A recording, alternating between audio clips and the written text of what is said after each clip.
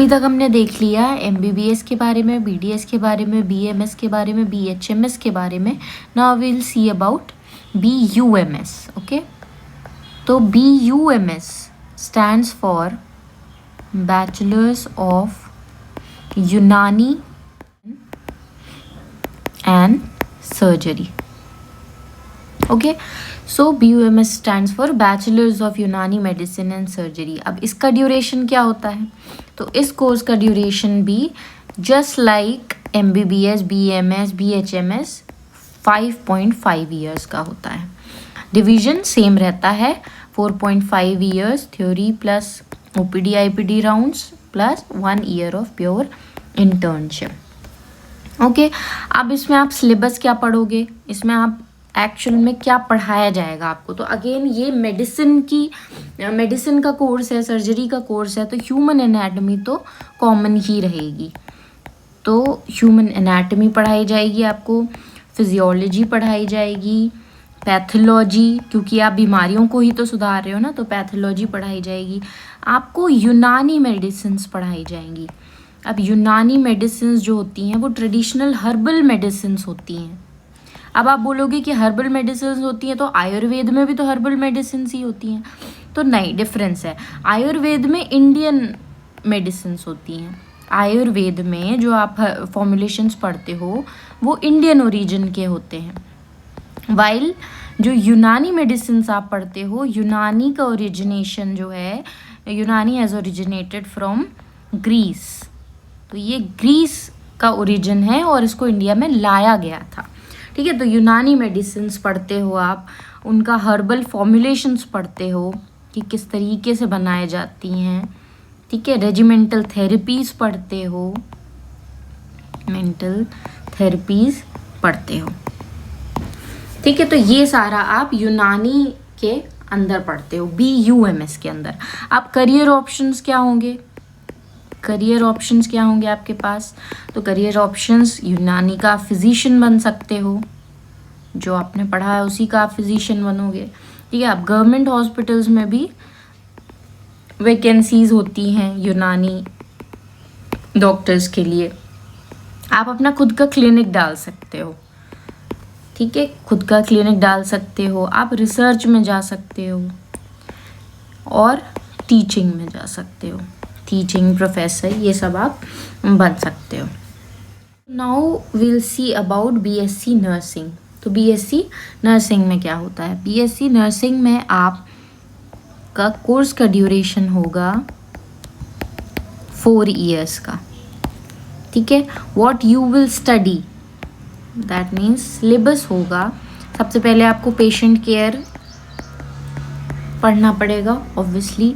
ICU, emergency situations में क्या क्या इमरजेंसी मेडिसिन्स होती हैं उनके बारे में आपको पढ़ाया जाएगा. ठीक है, ऑब्स्टेट्रिक्स पढ़ाया जाएगा, मतलब डिलीवरी, लेबर, डिलीवरी होने के बाद जो केयर है, ये सब आपको इसमें पढ़ाया जाएगा. Community health, again community health पढ़ाई जाएगी. फार्माकोलॉजी पढ़ाया जाएगा, दवाइयाँ पढ़ाई जाएंगी ना. एनाटमी ऑब्वियसली पढ़ाई जाएगी. तो ये सब आप सिलेबस में पढ़ोगे. अब करियर ऑप्शंस क्या हो सकते हैं आपके पास? नर्सिंग में BSc करने के बाद आपके पास करियर ऑप्शंस क्या हो सकते हैं? तो गवर्नमेंट हॉस्पिटल में आप नर्स बन सकते हैं. ठीक है, गवर्नमेंट हॉस्पिटल में, प्राइवेट हॉस्पिटल में जा सकते हैं, हॉस्पिटल्स में जा सकते हैं और अच्छी सैलरीज भी होती हैं नर्सेस की. ठीक है, आप अब्रॉड जा सकते हैं. अब्रॉड एक बहुत अच्छा ऑप्शन है. ICU नर्स बन सकते हैं आप. नर्स एजुकेटर बन सकते हैं. ठीक है, आप एजुकेटर, टीचिंग की फील्ड में तो हर एक कोर्स में आप जा सकते हैं. पब्लिक हेल्थ में जा सकते हैं आप, गवर्नमेंट में भी जा सकते हैं. ठीक है, तो नर्सिंग में भी काफ़ी सारे ऑप्शंस आपके पास अवेलेबल होते हैं. बच्चों को पेशेंट केयर में इंटरेस्ट होता है, ठीक है, या उनको क्या बोलते हैं, टीम वर्क में मज़ा आता है, या उनको टीम वर्क करना पसंद है, तो ये सारी अपॉर्चुनिटीज़ आपको नर्सिंग में मिलती हैं। ठीक है, आफ्टर नर्सिंग अब हम देखेंगे कि BVSC यानी वेटनरी में क्या स्कोप होता है, क्या करियर ऑप्शंस होते हैं और क्या क्या आप वेटनरी में पढ़ते हैं। BVSC stands for veterinary, stands for bachelors of veterinary जिसको बोलते हैं हम veterinary science. So as name suggest it is for animals. Duration क्या होगा इस कोर्स का, तो ड्यूरेशन होगा 5.5 ईयर्स। ठीक है, 4.5 years of theory and 1 year of internship. And then what you will study in this course, syllabus. तो सबसे पहले एनिमल एनाटॉमी पढ़ेंगे। ठीक है, अब बाकियों में हम किसका इलाज कर रहे थे, ह्यूमंस का कर रहे थे, तो ह्यूमन की एनाटॉमी पढ़ रहे थे। यहाँ हम एनिमल्स का इलाज कर रहे हैं, इसलिए हम एनिमल्स की एनाटॉमी पढ़ेंगे। सर्जरी पढ़ेंगे, ऑब्वियसली एनिमल मेडिसिन्स पढ़ेंगे, एनिमल न्यूट्रिशन पढ़ेंगे कि कौन से अमाइनो एसिड्स, कौन सा प्रोटीन जो है एनिमल्स के लिए इम्पॉर्टेंट है। हम लाइफ स्टॉक मैनेजमेंट पढ़ेंगे। ठीक है, लाइफ स्टॉक मैनेजमेंट पढ़ेंगे। फिर अब इसमें करियर अपॉर्चुनिटीज़ या ऑप्शंस क्या होंगे आपके लिए, तो आप एनिमल्स के बारे में पढ़ रहे हैं तो ऑब्वियसली करियर भी एनिमल केयर में बनेगा आपका। तो आप वेटनरी डॉक्टर बन सकते हैं। वेटनरी डॉक्टर्स की आजकल बहुत डिमांड है, बिकॉज अब जो है जानवरों के प्रति लोग जागरूक हो रहे हैं, उनकी केयर के लिए जो पेट्स होते हैं, पेट्स बढ़ गए हैं आजकल, तो people are getting aware about animal care. So veterinary doctors वहाँ काम आते हैं। Government doctors, government veterinary doctor बन सकते हैं आप। ठीक है, आपके पास ऑप्शन है। आप एनिमल हॉस्पिटल खोल भी सकते हैं और आप एनिमल हॉस्पिटल में एज डॉक्टर भी जा सकते हैं। डेयरी एंड पोल्ट्री सेक्टर में आप जा सकते हैं। ठीक है, वहाँ पे भी जानवरों को केयर की ज़रूरत होती है, तो वहाँ पे भी आप जा सकते हैं। आप रिसर्च में जा सकते हैं, है ना। वेटनरी रिसर्च की पॉसिबिलिटी तो हर एक जगह होती है, हर एक फील्ड में होती है। और टीचिंग भी एक हर जगह या फील्ड में पॉसिबल होती है। तो ये आपके करियर ऑप्शंस जो हैं वो वेटनरी साइंस से रिलेटेड हैं। तो अगर आप जो है एनिमल लवर हैं या आपको एनिमल्स के प्रति कुछ करना है, आपको लगता है, तो आप ऑब्वियसली ये चीज़ परस्यू कर सकते हैं। आप दूसरों की मत सुनिए कि भाई ऐसा कहा जाता है कि जानवरों के डॉक्टर ये वो, तो आपको अपने हिसाब से डिसीजन लेना है। You have to make your decision, decide as per your interest. Okay, don't hear others advice. अगर आपको इंटरेस्ट है, अगर आपको लगता है कि मैं इसमें बहुत अच्छा कर सकता हूँ या सकती हूँ, तो आप बिल्कुल वेटनरी साइंस जो है चूज़ कर सकते हैं। It is a very good science and आज स्कोप जो है वो इसमें भी बहुत है। Now next we'll see BPT. BPT is bachelors of physiotherapy. ठीक है, फिजियोथेरेपी, इसका ड्यूरेशन होता है 4.5 years. Okay, what you will study in it, तो syllabus will be, you will study about exercise therapy. ठीक है, you will study about rehabilitation, you will study orthopedics, neurology, sports medicine. तो इन सब में ये सब आप पढ़ोगे, बिकॉज स्पोर्ट्स में, ऑर्थो से रिलेटेड चीज़ों में, रिहैबिलिटेशन, एक्सरसाइज थेरेपी, सब में फिजियोथेरेपी का बहुत ज़्यादा करियर ऑप्शंस क्या हो सकते हैं। तो ऑब्वियसली आप फिजियोथेरेपिस्ट बन सकते हैं। किसका, स्पोर्ट्स के फिजियोथेरेपिस्ट बन सकते हैं। Very much scope. ठीक है, अगर आप बहुत अच्छे से अपना स्किल सेट डेवलप कर लेते हैं तो आप स्पोर्ट्स फिजियोथेरेपिस्ट बन सकते हैं। आप अपना रिहैबिलिटेशन सेंटर डाल सकते हैं। ठीक है, रिहेबिलिटेशन सेंटर डाल सकते हैं आप अपना। आप हॉस्पिटल्स में फिजियोथेरेपिस्ट की पोजीशन पे आ सकते हैं।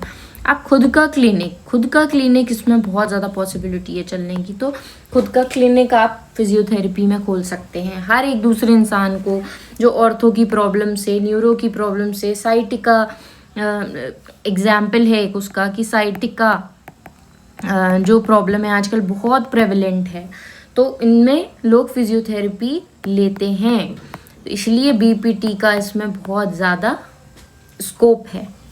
Discuss about B pharma. तो B pharma stands for bachelors of pharmacy. ठीक है, bachelors of pharmacy, not pharmacology. ठीक है, बिकॉज फार्माकोलॉजी जो है वो स्पेसिफिकली पढ़ाया जाता है, बट फार्मेसी जो है एक ब्रॉडर करिकुलम है। फार्मेसी में आप क्या है कि प्रैक्टिस करते हो about making, compounding, testing medicines. ठीक है, फार्मेसी क्या होता है, मेकिंग, कंपाउंडिंग, टेस्टिंग मेडिसिन्स, ये एक वाइड ब्रांच है। एंड फार्माकोलॉजी क्या होता है, तो फार्माकोलॉजी जो है वो स्पेसिफिक ब्रांच है जिसमें हम केमिकल सब्सटेंसेस एंड ड्रग्स कैसे इंटरैक्ट करते हैं, ठीक है, इंटरैक्ट करते हैं बायोलॉजिकल सिस्टम से, वो पढ़ते हैं। ठीक है, तो pharmacy is a broader term. तो हम बी फार्मा में क्या करते हैं, बैचलर्स ऑफ फार्मेसी के बारे में पढ़ते हैं। अब इसमें ड्यूरेशन क्या होता है, ड्यूरेशन होता है 4 इयर्स। 4 इयर्स का ड्यूरेशन होगा कोर्स का। और आप इसमें पढ़ोगे क्या, what will be the syllabus. तो सिलेबस में आप ड्रग फॉर्मुलेशंस पढ़ोगे कि कौन सा ड्रग किस तरीके से बनता है।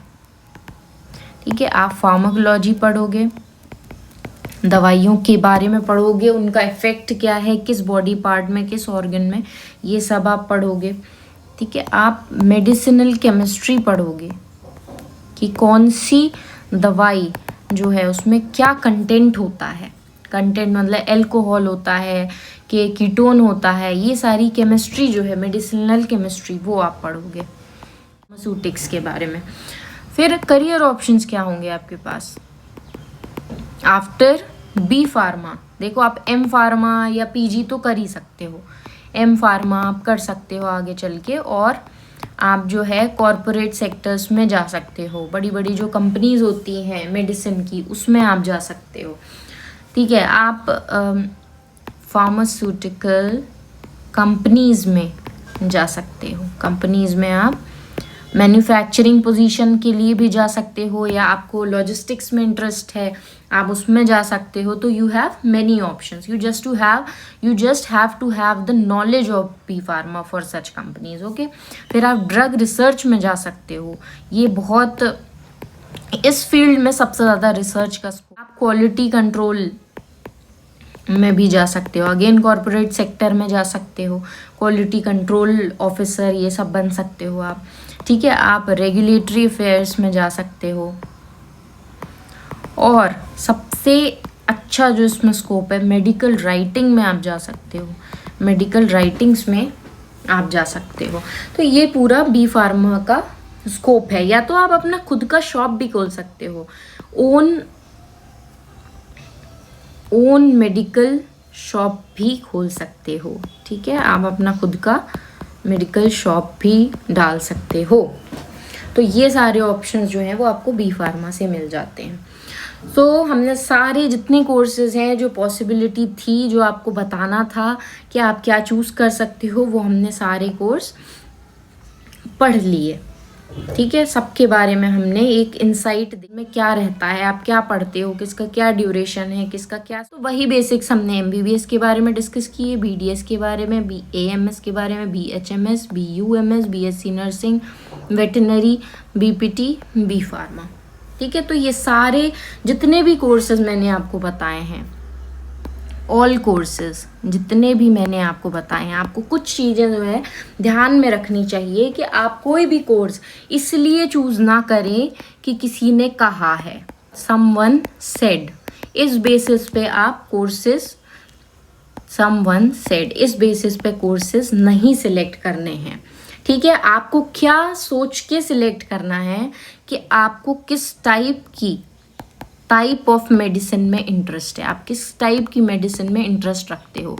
कुछ लोग हैं जिनको एलोपैथी में ही इंटरेस्ट है, वो किसी और में नहीं जाना चाहते, तो फिर आप MBBS के लिए फिर से प्रिपेयर कर सकते हैं। ठीक है, आप फिर से नीट दो, अगर आपके बहुत ज़्यादा ड्रॉप्स नहीं हुए हैं तो आप MBBS दोबारा एक बार ड्रॉप लेके प्रिपेयर कर सकते हैं। लेकिन अगर ऐसा है कि आप प्रिपेयर कर चुके हैं इनफ, या आपको एक बार के बाद भी नीट में जो है एलोपैथी में इतना कोई खास इंटरेस्ट नहीं है, आपको लगता है कि मैं तो नेचुरोपैथी में ज़्यादा बिलीव करता हूँ या करती हूँ, तो आपके पास BAMS का ऑप्शन है, आपके पास BUMS का ऑप्शन है, आपके पास BHMS का ऑप्शन है। तो आप इनमें से भी चूज़ कर सकते हो कि आपको किस में ज़्यादा, आपको इंडियन आयुर्वेदिक हर्बल मेडिसिन में ज़्यादा है, या फिर आपको यूनानी यानी ग्रीस वाला उसमें ज़्यादा इंटरेस्ट आ रहा है, या आपको होम्योपैथी में इंटरेस्ट आ रहा है। तो दैट डिपेंड्स ऑन यू। ठीक है, तो आप कोर्स कैसे, किसी ने कहा है इसलिए सिलेक्ट नहीं करोगे, आप इसलिए सिलेक्ट करोगे क्योंकि आपको किस टाइप ऑफ मेडिसिन में इंटरेस्ट है, आप वो देखोगे। ठीक है, फिर और क्या क्या देखना है आपको ये देखना है कि आपको सर्जरी में जाना है या आपको क्लिनिकल मेडिसिन में जाना है।